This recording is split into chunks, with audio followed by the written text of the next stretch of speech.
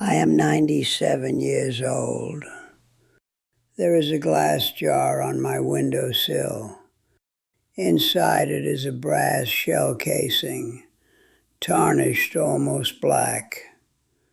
My granddaughter once asked me if it was a lipstick case. I told her no. I did not tell her what it actually was. Not then. She was too young. It is a 12-gauge Winchester shotgun shell, the first one I ever fired at another human being. I picked it up off the duckboards in a trench in France in June of 1918, and I put it in my pocket. I do not know why. I have carried it across an ocean, through 3 houses, past 2 wives, and into this chair where I sit now telling you about it. In September of that year, 1918, the German government sent a formal diplomatic protest to the United States of America. They demanded we stop using a specific weapon. They called it a violation of the laws of war. And they said any American prisoner caught carrying one would be executed. No trial, no appeal, shot. The weapon was not poison gas. It was not an artillery shell. It was not some experimental device. It was a pump-action shotgun designed for shooting ducks, and I was carrying one. So let me tell you exactly what happened. Before the war, I shot trap, clay pigeons. I was good at it. I had trophies from county fairs back in Missouri. My father thought it was a waste of powder. My mother called it playing. When I enlisted in 1917, the processing officer asked if I had any particular skills. I told him I could hit a clay disc moving at any angle, any speed, at 40 yards. He did not smile. He wrote something down and sent me to a different line. I did not understand then. I understand now. They were looking for men like me. The gun they gave me was a Winchester Model 1897, designed by John Moses Browning, the same man who built the M1911 pistol and the Browning automatic rifle. He designed the 1897 for hunters, for birds and small game, farms and fields, not battlefields. It held 6 shells in a tubular magazine. Each shell contained 9 pellets of double-aught buckshot. Each pellet was roughly .33 caliber, about the same diameter as a 9mm bullet. One trigger pull sent 9 projectiles downrange at the same time. But that was just one shot. Here is where the Winchester became something else entirely. The Model 1897 had no trigger disconnector. Most shotguns require you to release the trigger between shots. This one did not. If you held the trigger down and pumped the action, it fired immediately, every time. They called it slam fire. A trained man could empty all 6 rounds in about 2 seconds. 54 lead pellets in the air almost at once. I was a trained man. General Pershing knew what he was doing when he brought shotguns to France. He had seen what they could do in the Philippines back in 1900 against Moro warriors who charged through rifle fire and kept coming. A blast of buckshot at close range did what individual bullets could not. It ended the charge. He saw it again in Mexico in 1916, chasing Pancho Villa. Close, fast, violent encounters. The shotgun worked. So when he took command of 2 million American soldiers heading to the Western Front, he requisitioned shotguns. An engineer from Georgia named William Eager proposed the modifications. Ventilated handguards so you could grip a hot barrel. Bayonet mount for when the shells ran out. Shortened barrel for tight spaces. The Army accepted it. Winchester got the contracts. They allocated 50 shotguns to every division heading to France. 50 does not sound like many. It was not meant to. They did not want everybody carrying one. They wanted men who had hunted birds, men who could lead a moving target, men who could pump and fire without thinking about it. They wanted men like me. The first time I went into a German trench, I understood why Pershing had remembered those shotguns. A trench is not a battlefield. It is a maze. Narrow passages carved into mud and clay, 4 feet wide, some less. Corners every few meters. Blind turns. Dead ends. Dugouts carved into the walls where men slept and waited and died. A rifle was useless in there. A rifle is designed for accuracy at hundreds of meters. In a corridor where you could touch both walls with outstretched arms, accuracy did not matter. Speed did. And speed was what the Winchester gave me. Belleau Wood, June 1918.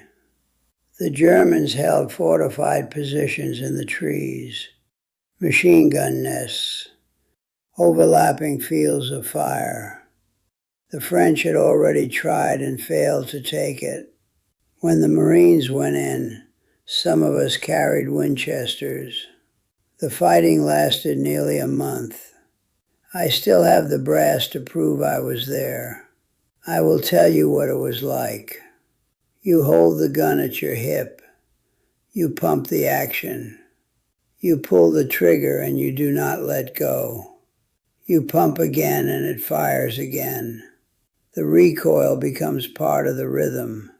The boom is deeper than a rifle. Closer. It fills the trench. At 20 meters, the spread of buckshot is nearly a meter wide. In a 4-foot corridor, you do not miss.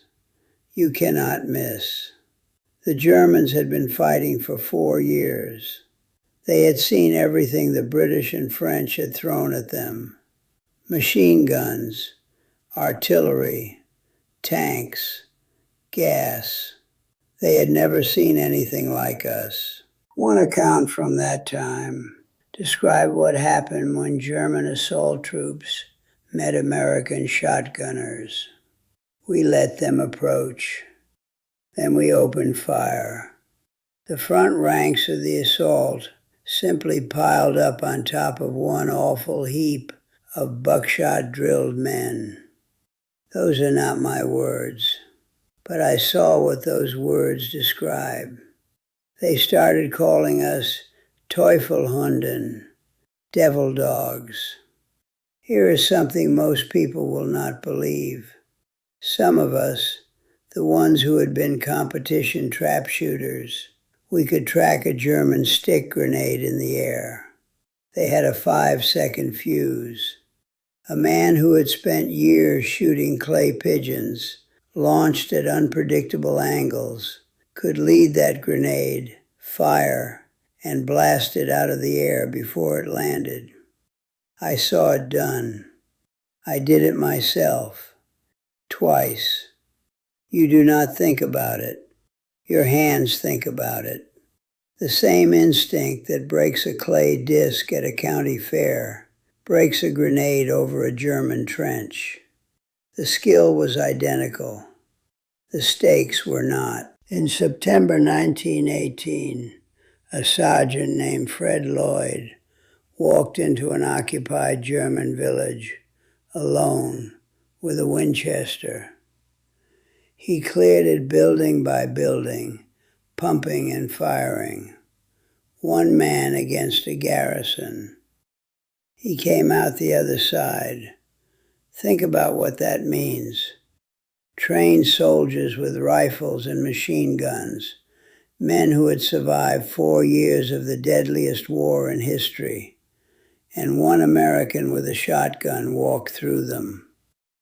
The Winchester gave him something no other weapon could: speed and volume of fire that a single soldier could not match with anything else in the infantry. The shell casing in my jar on the windowsill, that was from my first engagement. The first time I pumped and fired, and a man fell down in the mud in front of me. I reached down afterward while my hands were still shaking, and I picked up that little brass case. It was warm. I put it in my pocket, and I have never let it go. On September 19th, 1918, the German government sent their protest through the Swiss embassy. They invoked Article 23, Section E of the Hague Convention of 1907. Weapons calculated to cause unnecessary suffering. They said shotgun wounds, multiple projectiles tearing through flesh, met that definition. And then they wrote the words that still sit in my chest.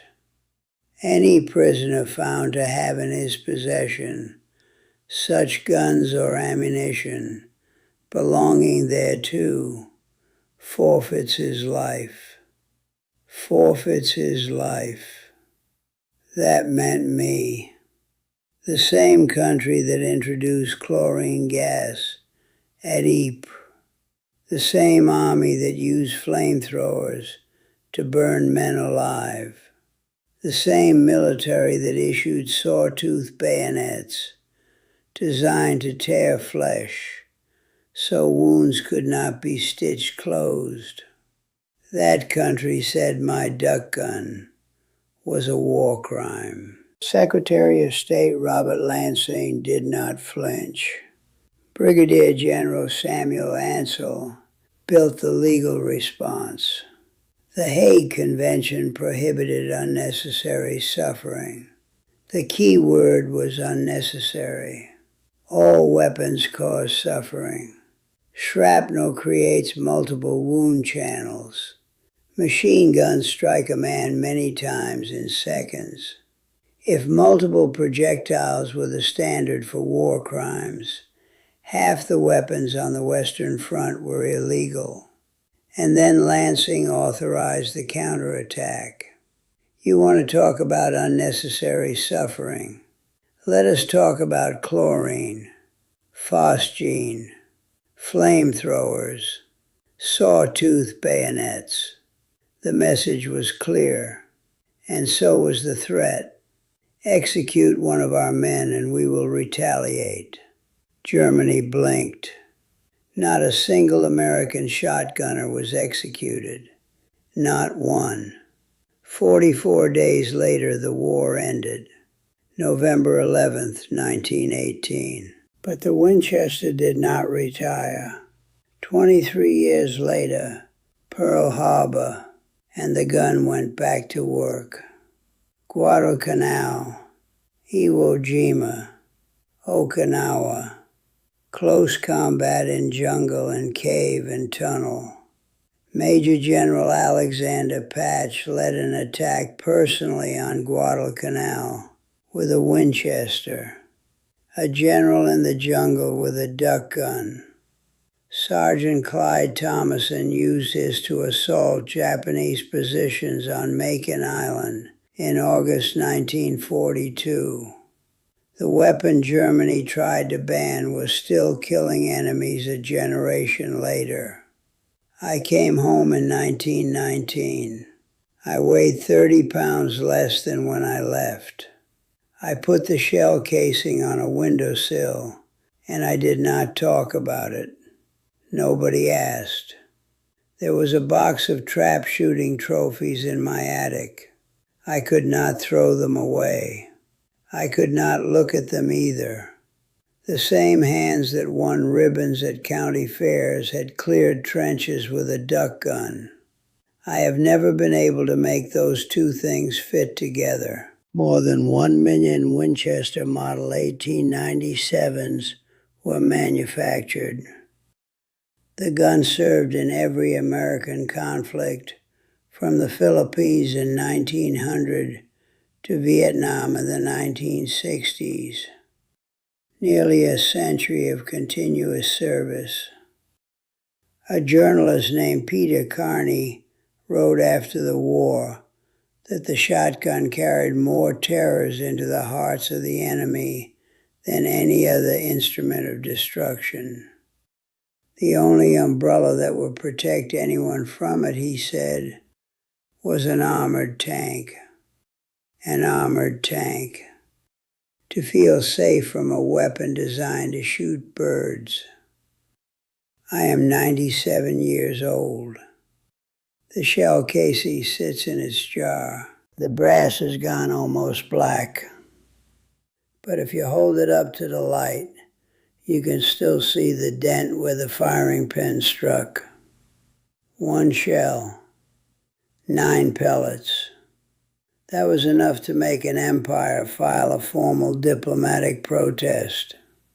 That was enough to make them threaten execution. That was enough to make hardened soldiers choose surrender over a fight. John Browning built his shotgun for hunting birds. He could not have imagined what it would become. And I still hear the pump.